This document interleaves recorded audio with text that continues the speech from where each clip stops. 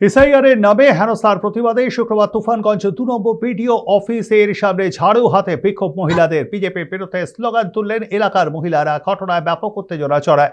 খবর পেয়ে ঘটনাস্থলে আসে বক্সিরহাট থানার পুলিশ। বিক্ষোভকারীদের দাবি, হিয়ারিং এর নাম করে তাদের সকলকে হেনস্থা করা হচ্ছে। এই ঘটনায় শুরু হয়েছে শাসক বিরোধী তরজা। অপরদিকে বিজেপির অভিযোগ, এই ঘটনার নেপথ্যে রয়েছে তৃণমূলের মদত।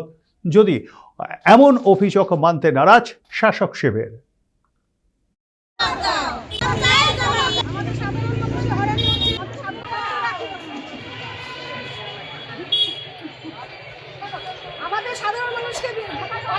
কাগজপাতি দৌড়াদৌড়ি এটা করা ওরা ঘটনাকে ভারতের মধ্যে আছে। এখানে আমার জন্ম, তা আমি এখন কাগজপাতি আন করি। আসামে এটা ওরা সমস্যা হয়েছে, আমরা এই দেশে থাকবো, মমতার এই থাকবো, বিজেপি হারামুল যারা দিয়ে।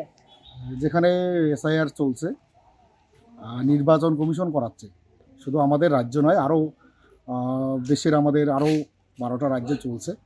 আর এটা নির্বাচন কমিশনারের অধিকার, এবং এটা হলো সাংবিধানিকভাবেই কিছু বছর অন্তর হয়, সেটা নির্বাচন কমিশন করে থাকে। এদের লজ্জা শরম কিছু নেই।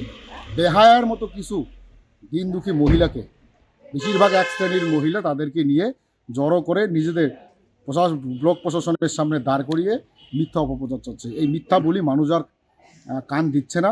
ঝাড়ু হাতে রুখে দাঁড়ানোর প্রক্রিয়া এরা সবাই করবে। গ্রামে গঞ্জে 26-এর নির্বাচনের আগে দেখবেন বিজেপির কোনো নেতা কোনো গ্রামে যেতে পারবে না, সমস্ত লোক ঝাড়া নিয়ে বের হবে।